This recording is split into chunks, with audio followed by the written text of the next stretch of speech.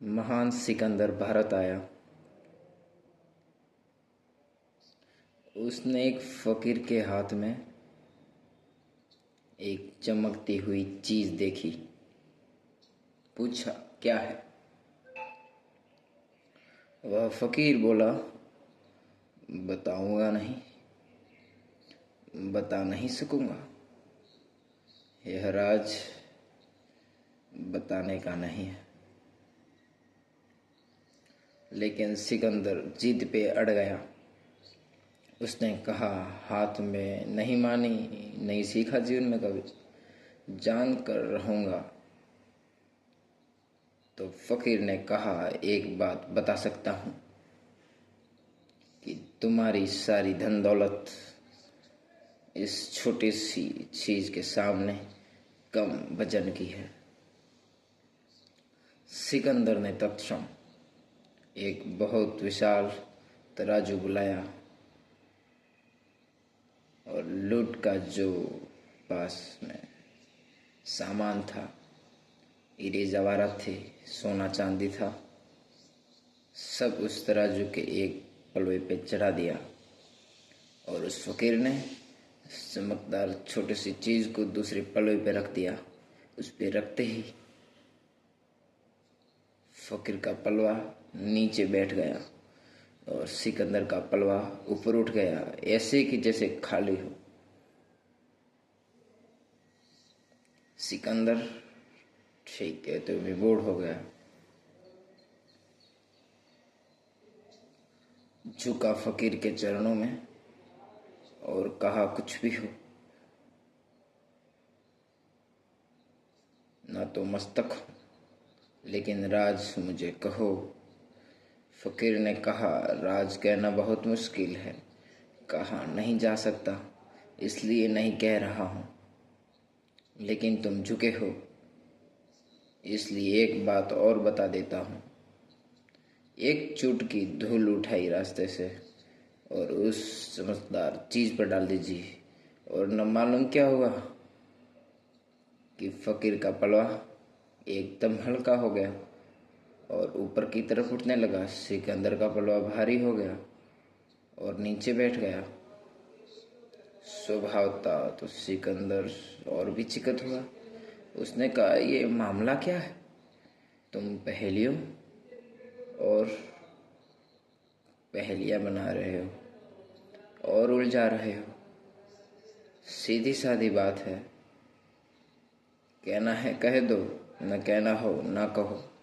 उस फकीर ने कहा, अब कह सकता हूं। अब तुम जिज्ञासा से पूछ रहे हो, अब जोर जबरदस्ती नहीं है। यह कोई खास चीज नहीं है, मनुष्य की आंख है। धूल पड़ जाए दो कौड़ी की, धूल हट जाए तो इससे बहुमूल्य और कुछ भी नहीं है। सारी पृथ्वी का राग छुपा है इसमें, सारी धन दौलत फीकी है इसमें। संबोधि का अर्थ होता है नरेंद्र, तुम्हारे भीतर की आंख। और कुछ ज्यादा कठिनाई की बात नहीं है, थोड़ी सी भूल पड़ी है। सपनों की धूल, धूल भी सच नहीं, विचारों की धूल, कल्पनाओं की धूल, कामनाओं की धूल। धूल भी कुछ वास्तविक नहीं है, धुआं धुआं है, मगर उस धुएं में तुम्हारी भीतर की आंख को छिपा लिया। जैसे बादल आ जाए और सूरज छिप जाए, बादल छट जाए और सूरज प्रकट हो जाए, बस इतना ही अर्थ है संबोधि का। बादल छट जाए और सूरज प्रकट हो जाए, तुम सूरज हो। बुद्धत्व तुम्हारा स्वभाव है, मगर खूब तुमने बादल अपने चारों तरफ सजा दिए। न मालूम कैसी कैसी कल्पनाओं के बादल, न मालूम कैसी कैसी कामनाओं के बादल, जिनका कोई मूल्य ही नहीं, जो कभी पूरे हुए ही नहीं, जो कभी पूरे होंगे ही नहीं, मगर तुम उस सब से घिरे हो जो नहीं है और नहीं होगा, और उससे चूक रहे हो जो है और जो सदा है, सदा है, सदा रहेगा। संबोधि का अर्थ होता है जो है, जो उसमें जीना, जो है उसे देखना, जो है उसे जुड़ जाना। जो नहीं है उस पे पकड़ छोड़ देना। अतीत नहीं है और हम अतीत को पकड़े हुए हैं। बीत गया कल, हम कितना संभाल के रखे हुए, जैसे हीरे जवाहरात को संभाल के रखे।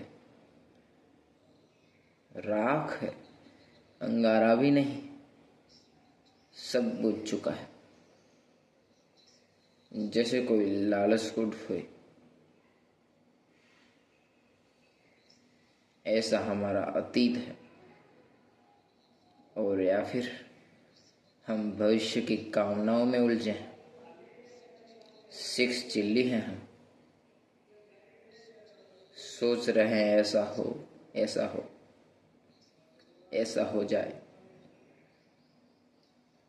कितने सपने देखते हो, कितने फैलाते हो, कितने सपनों को जाल के बुनते हो, और इन दो चकियों के पाटों के बीच जो दोनों नहीं है, अतीत नहीं है, नहीं हो चुका, भविष्य नहीं है, अभी हुआ ही नहीं, इन दो नहीं के बीच जो है वर्तमान का छोटा सा क्षण वह दबा जा रहा है। इन दो चकियों के बीच में तुम्हारा अस्तित्व बिछा जा रहा है। अतीत से और भविष्य जो मुक्त हो गया वह संबुद्ध है। वो बोधि को उपलब्ध हुआ, उसकी आँख खुली, आँख से धूल हटी।